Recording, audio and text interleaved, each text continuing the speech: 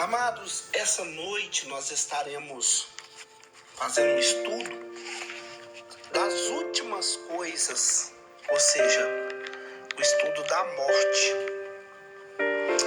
E a palavra de Deus que eu quero deixar para os irmãos nesta noite, ela se encontra em 1 Coríntios, no capítulo 15, e no verso 26, onde o apóstolo Paulo ele diz assim: ora, o último inimigo que há de ser aniquilado é a morte.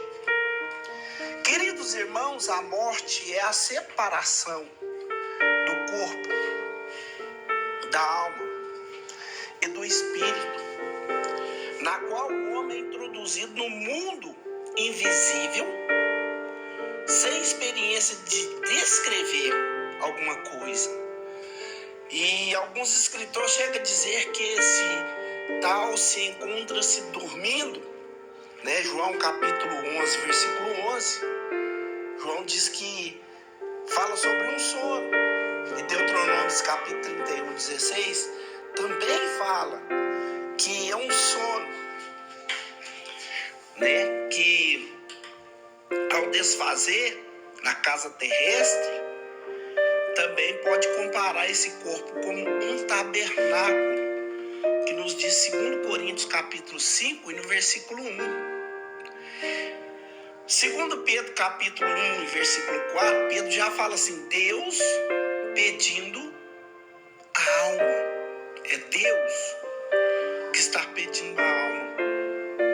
Ou seja, deixar este tabernáculo ou Deus pedindo uma alma, né? Em 2 Pedro, em Lucas capítulo 12, versículo 20, o escritor São Lucas já diz assim: seguir o caminho para onde se tornará. João capítulo 16, versículo 22, João repete assim: se congregando ao seu povo. Não, ou seja, se agregando ao seu povo. Já no livro de Gênesis, capítulo 49, versículo 33, Moisés diz assim: descer ao silêncio. No Salmo, capítulo 115, e no versículo 17, o salmista diz assim: expirar. Já em Atos dos Apóstolos, o escritor Lucas torna a repetir: tornar-se em pó, ou seja, ao pó. Já em Gênesis, capítulo 3, versículo 19, Moisés ele fala assim: fugir-se com a sombra, né? E o Jó ele fala: fugir-se com a sombra. Já Paulo fala em Filipenses capítulo 1, versículo 23, partir. Então, olha para vocês verem, eu pesquisei em todos esses versículos para poder trazer um estudo sadio, igual eu estava dizendo. A morte, ela é o primeiro efeito externo, ou seja, a manifestação visível do pecado, que será o último efeito do pecado na qual nós seremos salvos. Né? Paulo deixa claro isso em Romanos, capítulo 5, verso 12. Né? E também ele nos demonstra ali que essa será a última sentença, onde nós acabamos de ler em 1 Coríntios 15, versículo 26. O Salvador, ele aboliu a morte e trouxe luz à vida e à incorrupção pelo Evangelho. Né? Paulo deixa isso claro em 1 Timóteo capítulo 1 e no versículo 10. A palavra abolir, irmãos, ela significa anular ou tornar negativo. A morte, ela fica anulada com a sentença condenatória e a vida oferecida a todos os homens. Entretanto, queridos irmãos,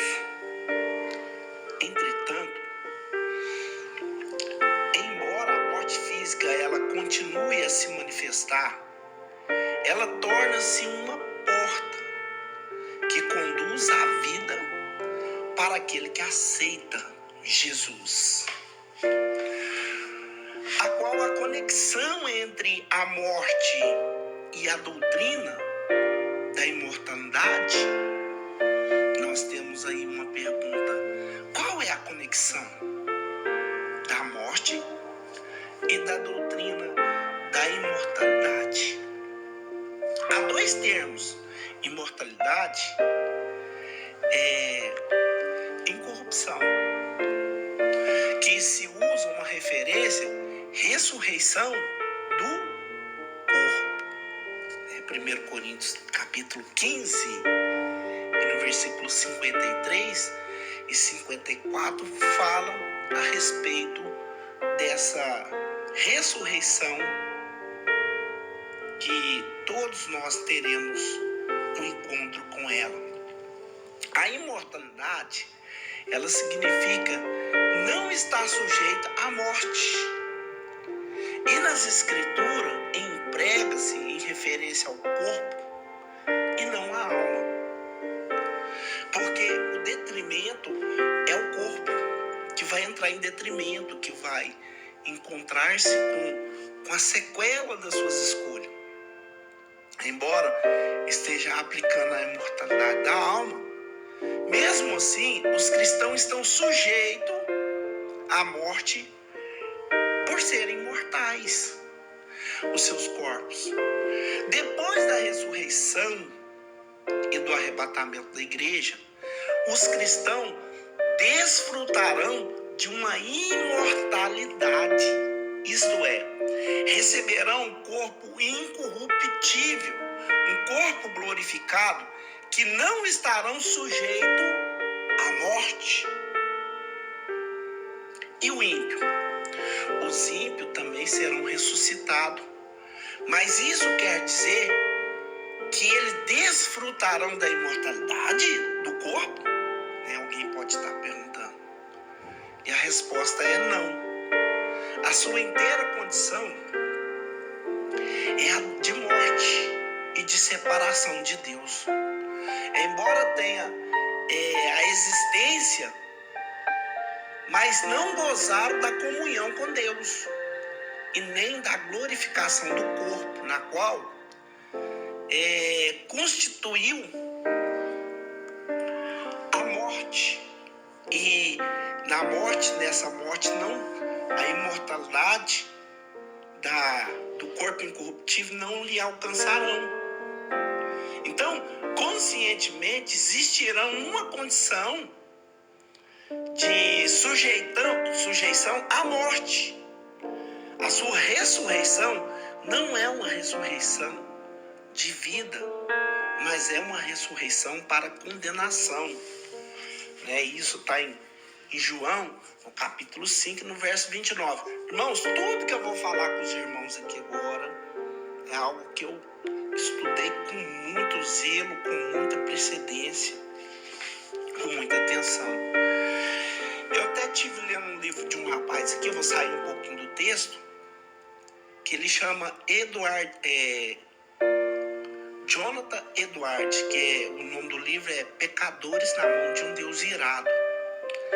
E esse rapaz muito me inspirou, porque ele falava que para ele subir no altar de Deus e pregar uma palavra, ele tinha um compromisso de no mínimo 13 horas de pesquisa para ele ter uma eficácia naquilo que ele fala, para não pregar uma heresia. E eu peguei isso para mim e eu gosto muito de pesquisar antes de eu falar qualquer coisa na rede social ou dentro de uma igreja em cima de um altar. Então, se a imortalidade na qual ela se refere às escrituras e se referisse ao corpo com a sua, que justificaria a referência da imortalidade da alma, tanto no Antigo Testamento quanto no Novo Testamento, a morte é a separação do corpo da alma espírito. Morrer, meus irmãos, é voltar ao pó, para o corpo. A alma ou o espírito, ele continua a existência. Conscientemente, no mundo invisível, eles continuarão existindo, né? Então, o que acontece? O espírito, eu preguei isso atrás, um ensinamento atrás, que ele é parede branca, ele não vai sofrer nenhum tipo de detrimento, porque ele é ruá, ele é sopro da boca de Deus. Então ele vai voltar para Deus, ele não tem contaminação. Agora a alma, ela é aliada do corpo, porque a alma maquina e o corpo conclui. E o homem que padecer a morte sem a presença do eterno Senhor e Salvador Jesus Cristo como Salvador, ele terá o seu corpo ressurreto, mas não para ser transformado em corpo incorruptível, mas sim para ser condenado. Isso se encontra em João, capítulo 5, e no versículo 29. E assim o homem é mortal. Estando seu corpo sujeito à morte, embora ele seja imortal, a sua alma que sobrevive à morte do corpo. Qual é a distinção entre a imortalidade, a vida eterna? Qual que é a distinção? O que eu posso distinguir para os irmãos? A imortalidade, ela é futura, né? Paulo fala disso em Romanos capítulo 2 e no versículo 7 Paulo fala disso. E ele fala também em 1 Coríntios, já citado, 15, versículos 53 e 54, que se refere à glorificação do nosso corpo mortal. Nas ocasiões da ressurreição, essa glorificação será presente. A vida eterna, ela se refere principalmente ao espírito do homem e a uma posição que não é afetada pela morte do corpo. A vida eterna, ela alcançará a sua perfeição na vida de Cristo e será vivida em um corpo glorificado, que é a morte. Não mais poderá destruir esse corpo, porque será um corpo glorificado e transformado em corpo incorruptível. O que é incorruptível? Incorruptível é um corpo que não é corrupto, porque o corpo corruptível, ele terá a condenação corrupta, mas o corpo incorruptível é aquele que se reveste da incorruptibilidade, que é a transformação do corpo para um corpo angelical. Todos os cristãos que quer viver, que quer vivos ou falecidos, que já possuem vida eterna, mas somente na ressurreição eles terão alcançado a imortalidade. Por exemplo, quem já morreu, que estava em Cristo Jesus, né, que ainda não teve a conclusão final, né, porque a conclusão final será no dia do juízo final.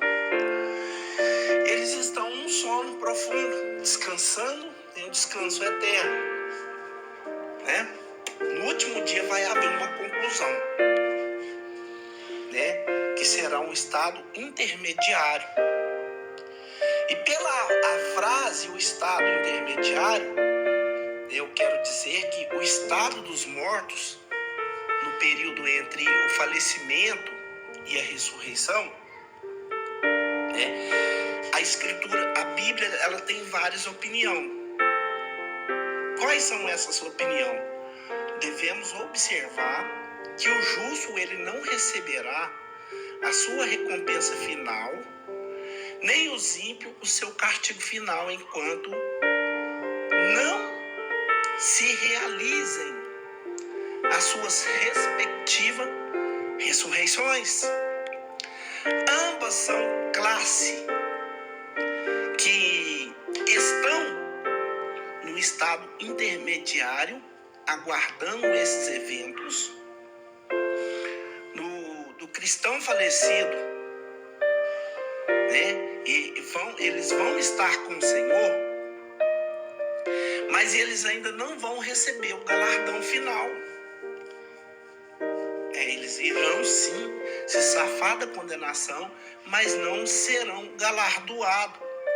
O estado intermediário do justo, ele descreve como um estado de descanso, que eu disse, um descanso eterno. E isso eu tenho referência bíblica que está em Apocalipse capítulo 14, versículo 13, né? Que esses corpos, então, eles estão esperando, ou seja, eles estão repousando. Também fala em Apocalipse capítulo 6, no versículo 10 e 11, né? Eles estão esperando. Espera de quê? De serviço.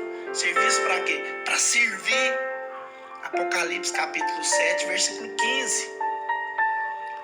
E também de santidade. Apocalipse 7, 14.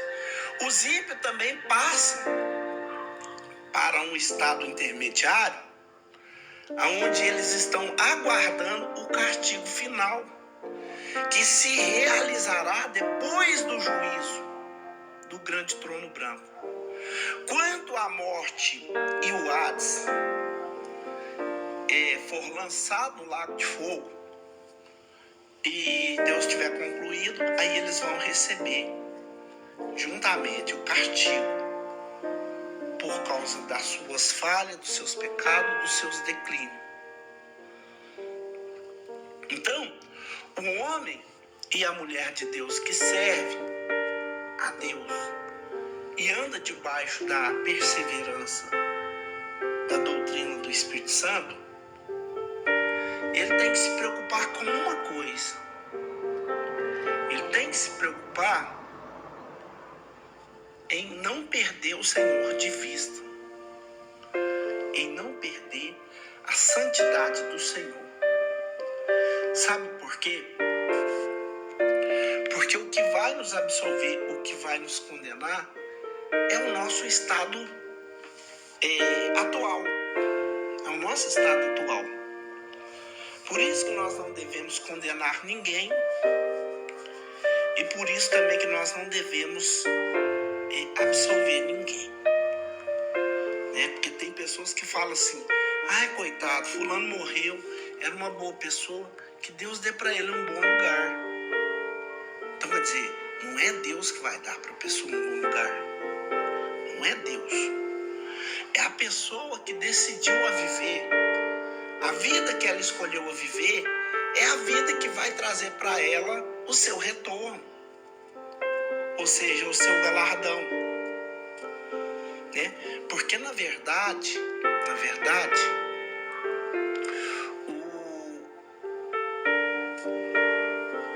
o Senhor Jesus, ele não veio para condenar, trazer fogo ou trazer inferno para ninguém, para nenhum cristão. Mas ele colocou as normas, as condições para cada cristão. Ele falou assim, ó: aquele que vinha até a mim, ele fala assim, eu vou aliviar, eu vou tirar o fardo pesado. Ele fala assim, vou colocar meu jugo. Porque o jugo é o quê? O jugo é compromisso. O jugo é uma maneira que o Senhor encontrou para trazer uma preparoxia para o cristão que se compromete com a sua palavra e com o Evangelho. Porque o homem e a mulher de Deus que se compromete com o Evangelho, com a palavra de Deus, ele não vai deixar que as coisas que lhe tragam algum tipo de perigo, de perder essa oportunidade de absorção, passe em branco. Ele vai fazer de tudo, ele vai lutar para não perder essa benfeitoria que Deus apregoou a todo homem, né? Então, a Bíblia ela nos diz assim, nós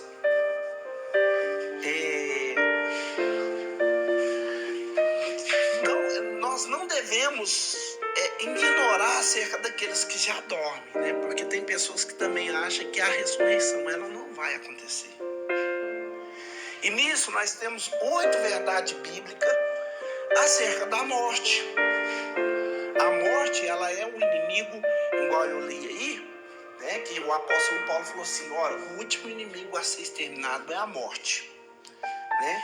Então a morte ela é um inimigo comum de todas as pessoas e todos os lugares nas quais são as respostas para perguntas difíceis sobre a morte. Quais são essas respostas? A vida após a morte, porque a maioria das pessoas é assim, principalmente quem já perdeu um ente querido, né? Fica na esperança de um dia encontrá-lo, né? E começa a se perguntar, a vida após a morte? Será que voltaremos a ver os nossos amados que morreram, né? Então, todos nós, em determinados momentos, talvez um pouco depois do falecimento de um amigo, de uma pessoa querida, nós teremos a sensação de um vazio no coração, um sentimento de solidão, né, que toma conta de nós, que nos conscientiza de uma maneira assim, que traz uma finitude na nossa vida, né? Com respeito desse assunto, irmãos, esse assunto que é muito importante, ele é tão cheio de emoções, porque até mesmo pessoas que não fazem parte da nossa família, que um dia conviveu com a gente, quando a gente perde, a gente sente sim a falta, triste, a gente não consegue entender o porquê daquela morte, né? A gente sente o vazio, a gente sente, né? Nós podemos aprender com esse assunto sobre o que acontece quando nós morremos, né? Felizmente, a parte da missão de Cristo aqui na Terra foi libertar aquele durante toda a vida que tiveram escravizado pelo medo e pelo pecado, né? Foi o que eu disse, o Senhor Jesus ele falou assim, vinde a mim, todos vós cansados e oprimidos, e eu vos aliviarei. Isso é Mateus 11, 28. E aprendei de mim, né, que sou manso e humilde de coração, que o meu fardo é suave e o meu jugo é leve. E só assim vocês poderão encontrar descansos para as vossas almas. Então, o escritor aos Hebreus, ele traz a mesma linhagem de raciocínio em Hebreus capítulo 2, no versículo 15. Na Bíblia, Jesus ele representa uma mensagem confortadora, respondendo claramente a todas as nossas perguntas sobre a morte, todas as nossas perguntas sobre o estágio final da nossa vida. Ele traz pergunta e ele faz respostas, né? O Senhor é o único que, no mesmo tempo que ele pergunta, ele já pergunta respondendo. Glórias a Deus. E aleluia.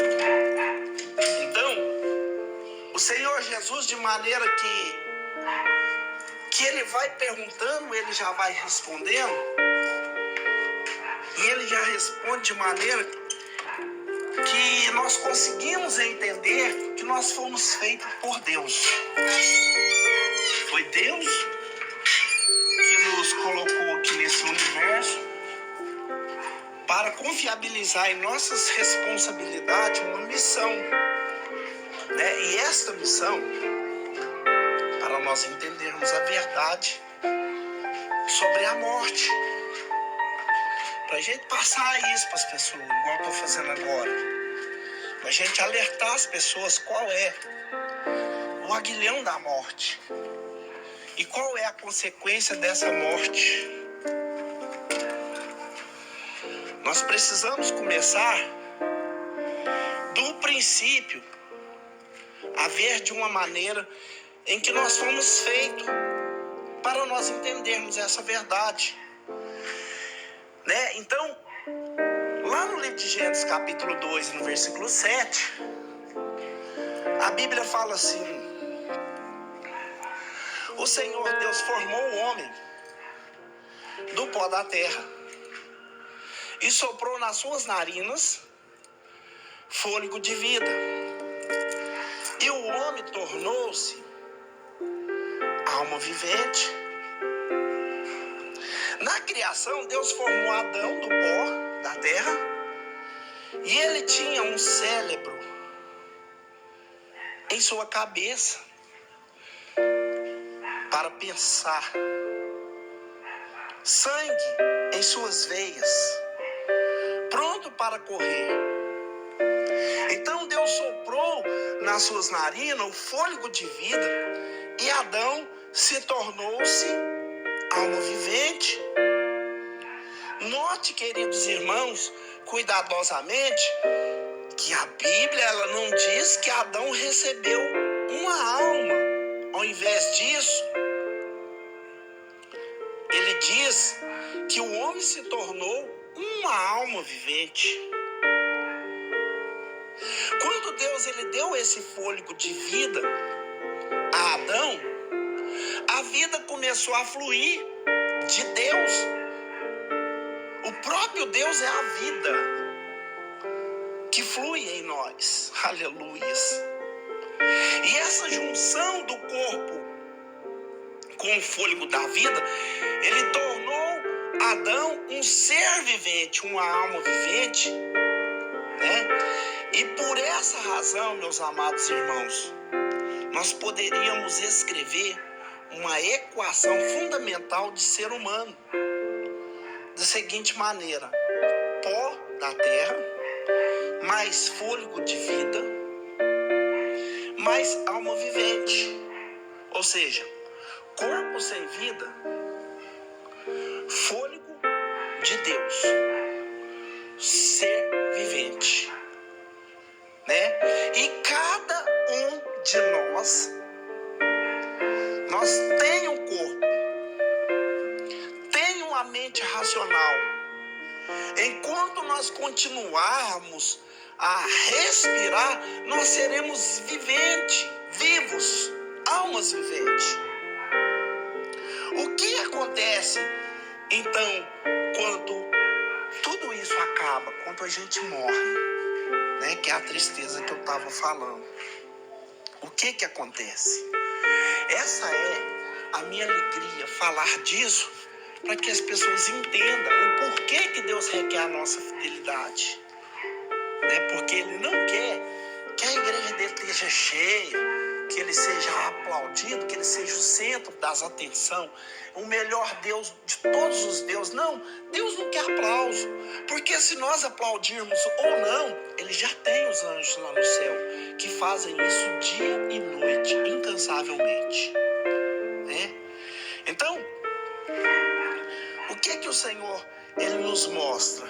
Na morte, Ele reverte-se um processo criativo descrito que nós acabamos de ler em Gênesis capítulo 2, versículo 7, né? Que é o pó que volta à terra, de onde veio, o espírito do fôlego de vida que volta para Deus. Então, quer dizer, o que eu falei? O espírito que está em nós, ele não tem pecado. Jesus falou assim: vigiai e orai, porque o espírito está preparado, mas a carne é fraca. Então, o espírito está sempre preparado, ele não tem pecado. Tanto é que no livro de Eclesiastes, capítulo 12, versículo 7, o Salomão fala que o espírito ele volta para Deus, que o deu. Né? E a Bíblia, frequentemente, ela usa a palavra, uma forma hebraica, para o fôlego de vida, para o espírito, né? Que ela é alternadamente. Quando as pessoas morrem, o corpo ele se torna o pó. E o espírito de vida, ele se torna para Deus, que foi a sua fonte, da onde que o espírito saiu.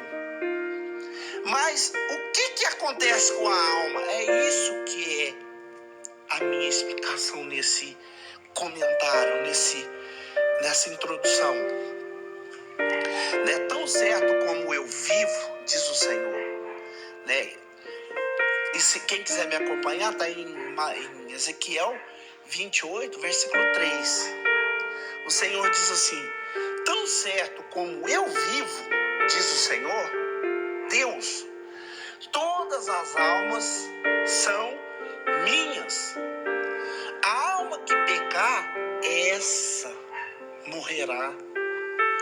Irmãos, a alma morre, ela ainda não é imortal. Ela pode perecer.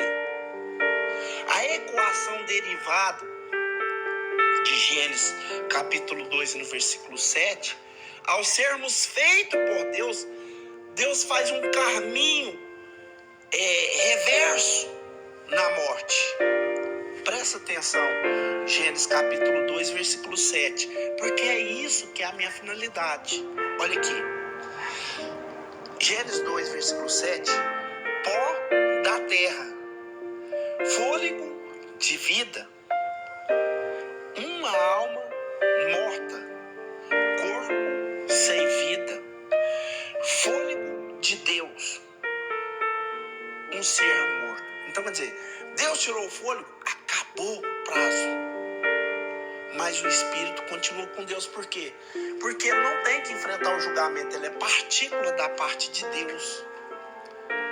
A morte e a ascensão da vida, o corpo ele se desintegra, ele se torna pó, ele vira ali a lama, aquele pó que Deus tirou o homem, que ele fez. E o fôlego de vida, o espírito, ou ruá, ele torna voltar para Deus. E aí nós seremos o quê? Nós seremos uma alma vivente. Mas na morte nós tornaremos apenas um cadáver, uma alma morta, um ser morto, né? Os mortos, eles não têm consciência. Quando Deus toma para si o fôlego de vida, ele nos deu a nossa alma, morre. Mas como nós veremos no decorrer da mensagem, que eu quero esticar um pouquinho mais, né? Nós temos a esperança de coisas melhores através de quem? De Cristo. Os mortos sabem de alguma coisa? Claro que não. Morto não tem mais raciocínio. Eles não sabem de mais nada. Depois da morte, o cérebro, ele se desintegra e ele não tem capacidade de saber nem de relembrar coisa alguma. Todas as emoções humanas dali, naquele momento, cessarão. Para eles, o amor, o ódio, a inveja, a muitos desaparecerão, né? E isso está escrito na Bíblia, igual eu falei, eu pesquisei, né? Eclesiastes capítulo 9, versículo 6, fala que esse assunto que eu estou falando é verídico. Uma pessoa morta, ela não fica consciente, por isso ela não percebe nada do que está acontecendo. Ela simplesmente não tem contato algum com o mundo dos vivos, pois os vivos sabem que um dia vão morrer, mas os mortos de nada sabem. É isso que Salomão fala no capítulo 5 de Eclesiastes, capítulo 9, no versículo 5. Então, a morte, ela é como um sono sem sonho. Na verdade, a Bíblia chama a morte de sono. Sabe quantas vezes, irmãos, que a Bíblia fala que a morte é um sono? Eu comecei a citar, mas eu não dei essa falange, essa origem. 54 vezes. Jesus ensinou que a morte, ela é um sono. E ele diz para os seus discípulos, né, os amigos de Lázaro, ele fala assim: o amigo Lázaro adormeceu, mas vou até lá para acordá-lo. Né? E os discípulos de Jesus, lá em João capítulo 11, versículo 11 ao 14, os discípulos de Jesus, eles não estavam muito entendendo isso aí. E eles responderam: Senhor, mas se ele dorme, ele vai melhorar. Jesus tinha falado de um aguilhão, uma morte. Mas ele trouxe uma paroxia para não assustar os discípulos. Mas os seus discípulos pensaram que ele estava falando simplesmente que Lázaro estava dormindo. Então ele disse claramente, já que eles não estavam entendendo, no versículo 14 ele fala assim, para especificar isso aí, Lázaro morreu. Lázaro já estava morto. E essa morte já tinha acontecido 4 dias atrás. Enquanto Jesus chegou lá, mas quando ele dirigia-se à catatumba, né, a tumba onde Lázaro estava, Jesus ele provou que é tão difícil e no mesmo tempo tão fácil para Deus ressuscitar alguém dos mortos, enquanto para nós acordar alguém que esteja dormindo. Você já viu como é fácil você acordar uma pessoa dormindo? Fulano, tá te chamando no portão. A pessoa já acorda. Para Deus acordar a pessoa dormindo é a mesma coisa. É fácil, porque Ele é dono da vida e foi Ele que criou a morte. Tudo está debaixo da sua ordenança. Descanso. Um descanso onde que a pessoa está ali tranquilo, descansando em paz. Assim são os mortos, né? Descansando em paz, na confiança em Jesus. O túnel da morte que nós mesmos vamos atravessar algum dia, um sono calmo ou uma tribulação, Deus ele se esqueceu dos que estão dormindo? O sono da morte? Será que Deus se esqueceu? Claro que não. O sono da morte não é o fim da história. Na tumba de Jesus, na tumba de Lázaro, Jesus ele disse para Marta, que era irmã de Lázaro, eu sou a ressurreição e a vida. Aquele que crê em mim, ainda que esteja morto, viverá. Ele falou isso em João capítulo 11, versículo 25. Então, meus irmãos, aqueles que morrem em Cristo, eles dormem na sepultura, mas ainda eles terão um futuro brilhante. Aquele que conta até mesmo os cabelos da nossa cabeça e que nos guarda nas palmas das suas mãos, Ele não se esquecerá de nós. Podemos morrer e voltar ao pó, mas o registro que nós estamos pesquisando, né, na nossa individualidade, permanece claro na mente de Deus, né? Que quando Jesus ele vier, ele vai acordar o justo, os mortos do sono da morte, da mesma forma que ele acordou Lázaro, né? Não queremos, igual Paulo mandou nós dizer para todos, não queremos que vocês sejam ignorantes a quanto os que dormem, né? Porque para não entristecer com os outros que já não têm mais esperança, né? E dando essa ordem com a voz de arcanjo e ressoar de anjo e trombeta de Deus, o próprio Senhor descerá dos céus e os mortos em Cristo ressuscitarão primeiro. Depois, nós que estivermos vivos, seremos arrebatados com Ele nas nuvens para encontrar com o Senhor nos ares. E assim estaremos com o Senhor para sempre. Paulo ainda disse mais: console-se uns aos outros com essas palavras, né?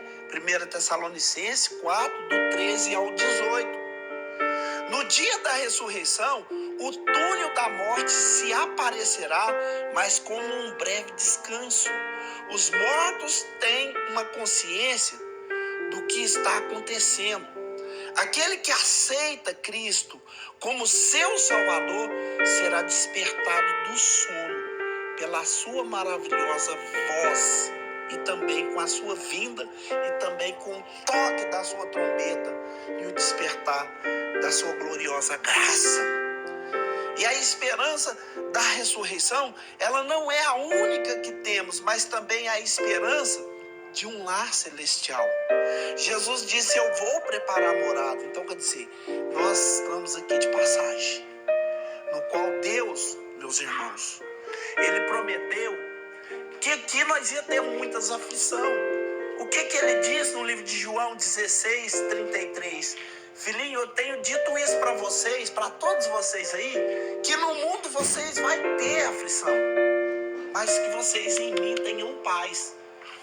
Porque no mundo vocês vão ter aflição, no mundo vocês vão ter levante, no mundo vocês vão ter perseguição, no mundo vocês vão ter que enfrentar um marido que não é crente e vão ter que me buscar mesmo debaixo de toda essa aflição. A esposa que não é crente, o filho que não é crente, a mãe que não é crente, a pessoa que não confia na palavra do cristão, vocês terão tudo isso para tentar impedir vocês de me acharem. Mas tem de bom ânimo, porque eu estou falando com vencedores. Quem confia em mim é vencedor. Eu venci o mundo e todo aquele que andar no meu traço, no meu caminho, nos meus passos, vão vencer também, né? E ele fala assim, aí quando vocês conseguirem vencer tudo isso, aí o que ele fala? Ele fala assim: Deus enxugará dos vossos olhos todas as lágrimas. Não haverá mais morte, nem tristeza, nem choro e nem dor, né? Apocalipse 4, 21, 4. Aqueles que amam a Deus não precisam ter medo da morte. Além da morte está uma eternidade de vida plena com Deus. Jesus, ele tem a chave da morte na sua mão. Apocalipse 1, 18. Sem Cristo, a morte seria uma estrada da mão única, que terminaria no estado total de esquecimento. Mas em Cristo há uma esperança gloriosa e radiante. Queridos, e no meio desse argumento eu tenho mais um para trazer à memória dos irmãos. Nós somos seres imortais. Na nossa fé, nós somos seres imortais. Quando Deus criou Adão e Eva, eles foram criados seres mortais. Isso é, sujeito à morte. Se tivesse permanecido obediente à vontade de Deus, eles seriam imortais, eles nunca teriam morrido. Mas quando eles pecaram, eles abriram a mão dos seus direitos de viver eternamente pela desobediência. Eles ficaram sujeitos a morrer, sujeitos à morte. O pecado deles infectou toda a raça humana, queridos irmãos. Todos os mortais ficaram sujeitos a morrer. Né? Romanos 5, versículo 12, o apóstolo Paulo falou que todos ficaram debaixo dessa sugestão mortífera. E não há nenhuma pista na Bíblia de que a alma humana possa existir com uma entidade consciente após a morte.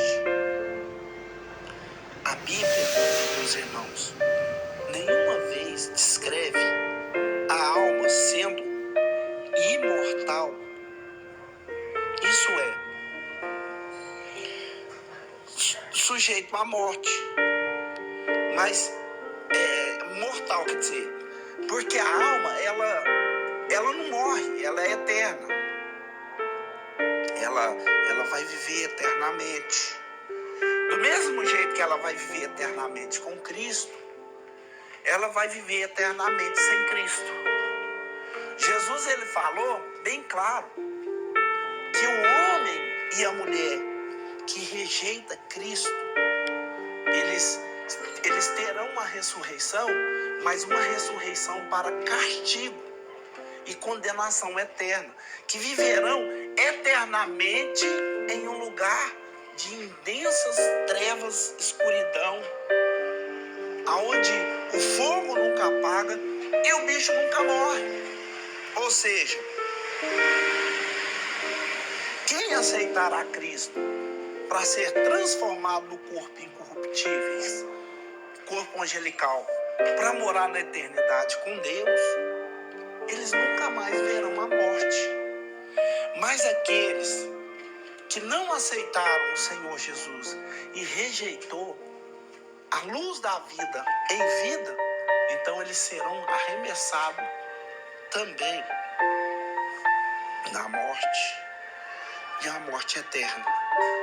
A palavra grega para morte é espírito ou fôlego, né? Ela aparece 1.700 vezes na Bíblia, mas nem mesmo uma vez a alma ou o espírito humano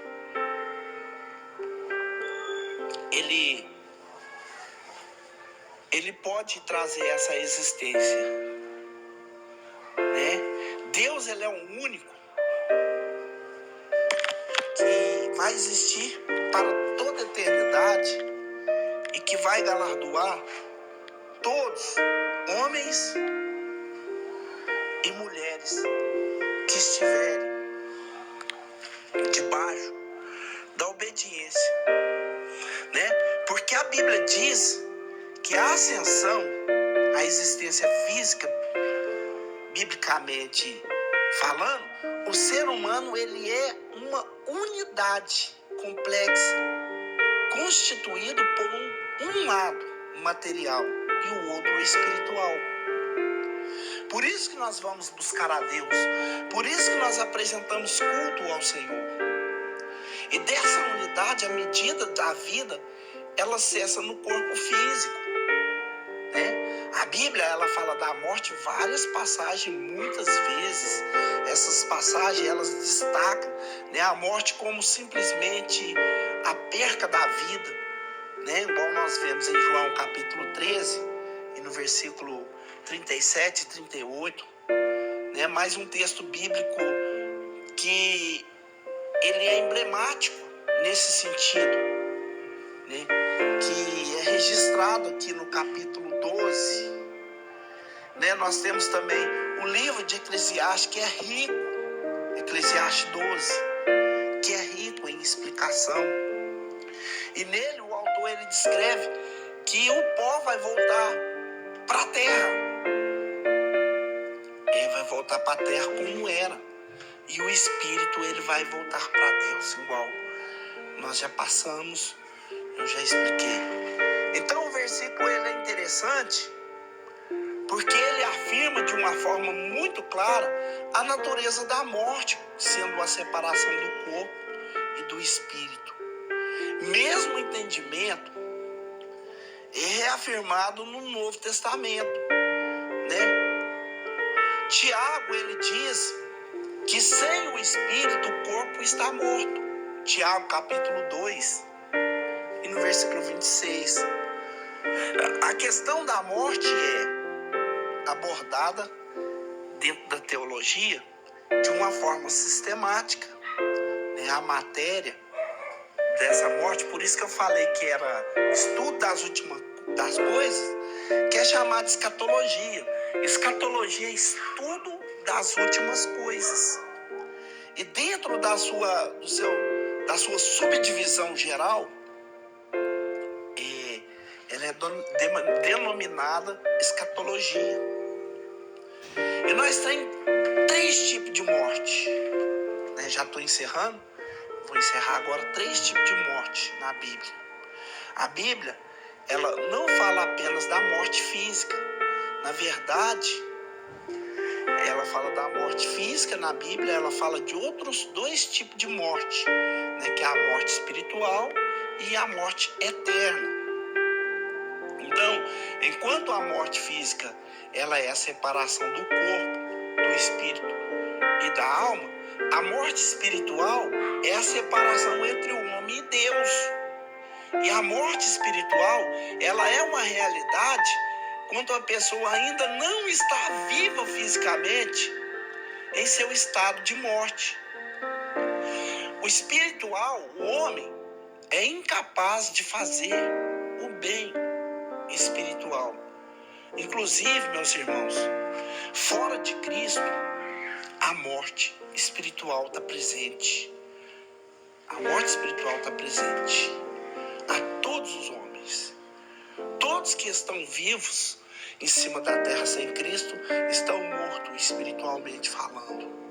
Espiritualmente tem vida espiritual somente porque foram vivificados enquanto estavam mortos, sem os seus deleitos e sem os seus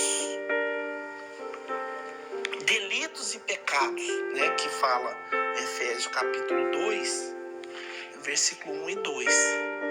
Já, meus irmãos, a morte eterna, para finalizar, a morte eterna, ela é a separação permanente, irreversivelmente da presença gloriosa de Deus. A morte eterna, ela decorre na sequência da morte espiritual. Ela é na sequência da morte espiritual e na sequência da morte física. Em outras palavras que podemos assim falar, a pessoa que morre fisicamente, sem que o seu estado de morte espiritual esteja revestido, ela passa a experimentar uma morte eterna, que é concretização do seu estado de perdição eterna. Esse tipo de morte é chamado na Bíblia, no livro de Apocalipse, de segunda morte, né, que está em Apocalipse 21 e no versículo 8. Então, a origem da morte, a Bíblia, ela não deixa qualquer dúvida de que a origem da morte, ela está no pecado.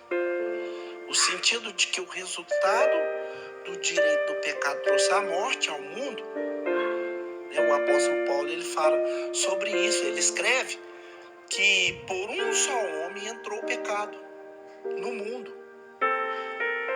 E pelo pecado, a morte assim também passou a todos os homens. E todos os homens pecaram, e todos os homens ficaram destituídos da glória de Deus. Mas, meus queridos irmãos, o homem recebe isso por quê? Porque é o trabalho que ele tem apresentado diante do Senhor com eficácia, né? E esse trabalho, ele tem que ter salário. Em Romanos capítulo 6, versículo 23, fala que esse salário desse pecado praticado é a morte. Existe alguma discussão entre os estudiosos sobre a morte, né, que fazia parte das condições humanas original. Em outras palavras, a questão levantada Se Adão e Eva foram criados mortais ou imortais, mas se eles não tivessem pecado, assim eles teriam morrido, né? É uma pergunta, será que eles teriam morrido? A Bíblia diz que quando falou o primeiro casal sobre a proibição relacionada à árvore do conhecimento do bem e do mal, eles deixou muito claro: no dia em que comer dela, comereis, mas certamente morrerás. Gênesis capítulo 2, versículo 17. Ou seja, enquanto eles não tinham corrompido nem denegrido em uma lei, eles tinham vida eterna, eles não iam morrer.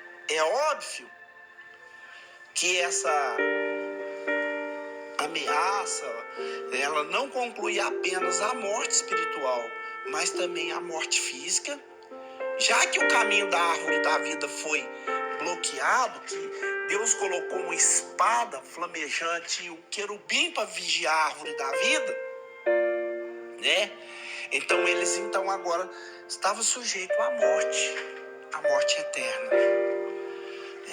Enquanto nós entendemos que a morte ela entrou no mundo por causa do pecado, e com o julgamento de Deus, ela fica fácil perceber que a morte ela não fazia parte das condições original do homem. Isso quer dizer que, embora Adão e Eva não fossem inerentemente mortais, eles foram criados com a possibilidade de viver eternamente, né? E o homem, ele não é imagem e semelhança de Deus. Tem gente que fala assim: nós somos imagem e semelhança de Deus. Eu já vi alguém pregando assim. Nós não somos imagem e semelhança de Deus. Imagem e semelhança de Deus era Adão. Deus falou: façamos o homem conforme. Mas que homem que ele fez? Adão. Adão não era diferente de nós. Ele era um ser resplandecente. Ele era um homem angelical. Ele tinha um corpo eterno. Mas aí, quando ele peca, a partir do versículo 5, vocês vão entendendo a genealogia de Adão. Fala assim: e conheceu Adão a sua esposa, e teve filhos e filhas, e fez Adão filhos conforme a sua imagem e conforme a sua semelhança. Então, quer dizer, depois do pecado. Aí, o Adão era a imagem e semelhança de Deus, mas depois dele, nós ficamos como imagem e semelhança de Adão. Entendeu? Mas isso fazia parte da ordem natural da criação.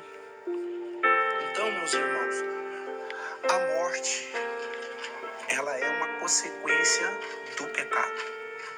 O homem e a mulher de Deus estão sujeitos à morte. Mas o que faz a vontade de Deus está escrito em Apocalipse 2, versículo 11. Quem tem ouvido, ouça o que o Espírito diz às igrejas: o que vencer, de maneira alguma provará o dano da segunda morte. Então, quer dizer, quem andar com Cristo não vai provar a segunda morte, não vai conhecer a condenação eterna. Mas o que deixar Cristo e começar a andar segundo os seus próprios caminhos, esses terão consequência dos seus pecados, e com prova disso, o salário desse pecado, que será a morte. É precioso andar com Cristo. Não é fácil renunciar à nossa própria vontade para fazer a vontade de Deus. Não é fácil. Por isso que o Senhor Jesus diz que a porta é estreita e apertado é o caminho que nos leva à salvação, né? É muito difícil. Portanto, Jesus chamou esse caminho de cruz. Mateus 16, 24, ele falou assim: aquele que quiser vir após mim, renuncie a si mesmo e toma consigo a sua cruz. Porque é calvário, é doloroso, é difícil. Mas com Cristo e com o Espírito de Deus nos ajudando a vencer as batalhas, isso aí torna-se possível. Amém? Essa é a palavra da noite, sobre a morte. E se alguém tiver alguma dúvida concernente à morte, os irmãos podem me perguntar. Se estiver na altura do meu conhecimento, com muita inteira satisfação estarei respondendo a todos. Amém? Tem alguém que queira fazer algum tipo de pergunta?